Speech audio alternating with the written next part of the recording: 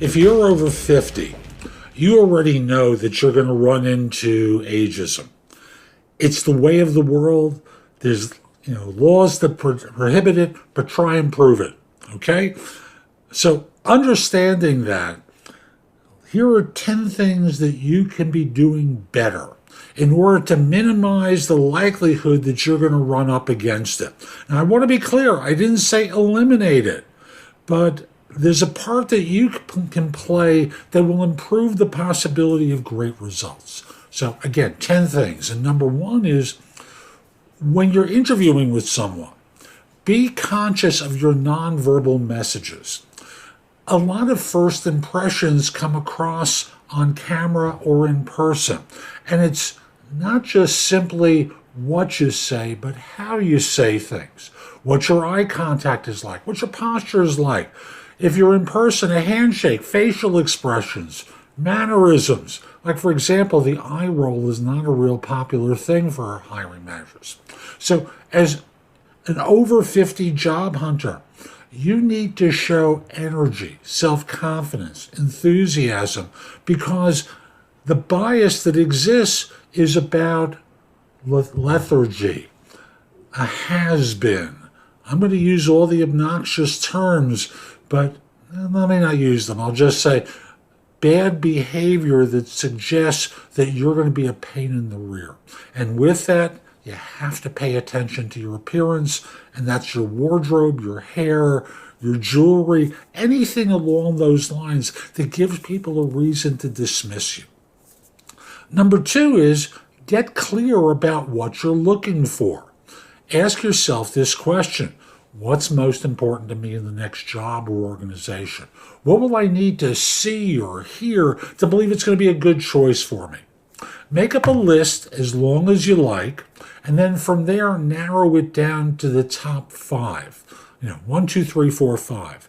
Ask yourself after that, given the fact that I'm on an interview and they're going to be on good behavior too, what can I ask them that's going to allow me to trust that they can give me each of those each of those first 5 items? You can change some of them with time, but focus on your top 5. Number 3 is pay attention to your attitude. When you carry yourself with confidence, you wind up impressing people. There's a certainty in your manner that allows them to trust you. Remember, when they hire, competence is only one thing they look for. Self-confidence, character, chemistry with the people there, maybe a little bit of charisma, all of which adds up to them wanting to trust you. Oh, I forgot to mention, they want you to come across as though you care about doing good work. If you ask questions about work-life balance,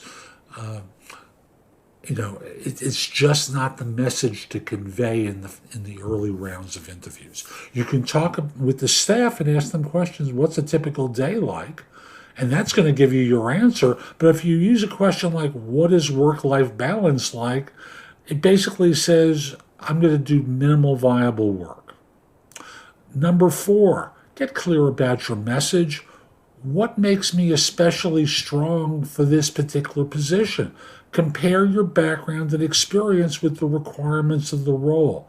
And what can I do to bring extra value if that's what they're looking for? Number 5, as you market yourself, make sure you focus on your most recent 10 years, not the antiquities of your background.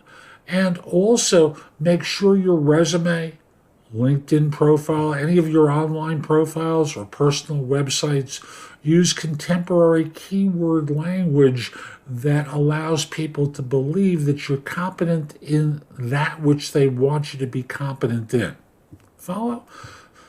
Number 6, speak of your strengths in a solid way. Talk,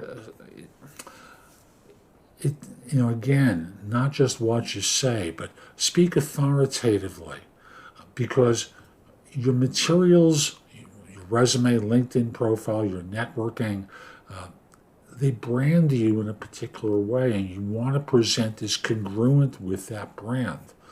So the brand should tie in with the job description for the firm that you're interviewing with. Have stories prepared to reinforce your capabilities around this role. They connect you to the role. And practice your speed and enunciation before you interview. That could be remote or in person. I think what happens, and I'm on camera a lot, and I do a podcast. I've had 2,300 plus episodes as of this recording. And I notice that my enunciation is not as strong as it once was. So I try to be conscious of it in situations where I'm presenting to groups and other situations. I'm not perfect. I'm working at getting better. Number 8, make a good use of your time. Are you responding to job ads? Are you talking to recruiters? Recruiters and job ads fill maybe 25% of all positions. You need to be building connections with people you've known in the past, as well as people that they know who you don't, who might be able to help you, that can lead you to the right opportunities. If job ads and recruiters are going to fill 25% of all positions, how much time do you think you should be spending on applying to job ads and finding recruiters to help you find a job? Not as much as you're probably spending. So when all is said and done, reallocate your time. 9, organize yourself. When you have follow-ups, set a reminder in your phone for when you're supposed to follow up.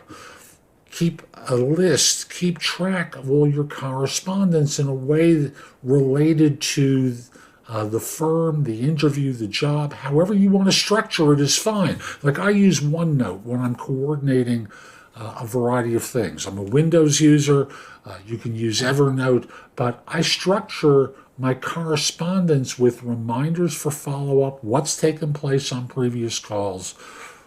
When I'm doing pre-interviews for podcasts, what's the topic we're going to cover? What's their background? Where are we going to start the interview? I make sure that this is all organized for me so that when it comes time to actually do the podcast and video, it's set up. You need to have a setup for yourself that tracks correspondence, follow-ups, everything you've been told, so that in this way you can monitor progress. Doesn't require any particular tool, just one that you're comfortable working with, that it's one that's comfortable for you to work with. It might be available on your laptop, iPad, or on your phone. Lastly, and this is a new one, if you only have a mobile phone, you may have a spam blocker on it. And unless a phone number is within your contact list, the call may not get through because the spam blocker is going to interpret it as a spam call. So you have 2 choices here. Number 1, turn off the spam blocker during your job search. I'm not sure I would do that, but you may want to do that. Number 2 is check messages regularly, at least late morning and late afternoon, so that in this way you're getting back in touch with people in a reasonable way. So these are 10 things that you can do as an older professional, as an over 50 worker, to get better results and not wind up having your search go on longer than it really needs to. Hope you found this helpful. I'm Jeff Altman, the Big Game Hunter. I'm a career and leadership coach. My website, thebiggamehunter.us, has a ton there in the blog that you can watch, listen to, or read that will help you find work more quickly. In addition, at the site, you can schedule time for a free discovery call, schedule time for coaching, find out about my books and guides to job search and my courses. There's a lot there to help you. If this isn't the right time for you to do it, then simply, put the address in your phone, thebiggamehunter.us, my name, Jeff Altman, and the notes field, put the phrase job search blog. It will help you a lot in getting back to me at a later date when you could use my help. Lastly, connect with me on LinkedIn at linkedin.com/IN/the Big Game Hunter. Have a terrific day, and most importantly, be great. Take care.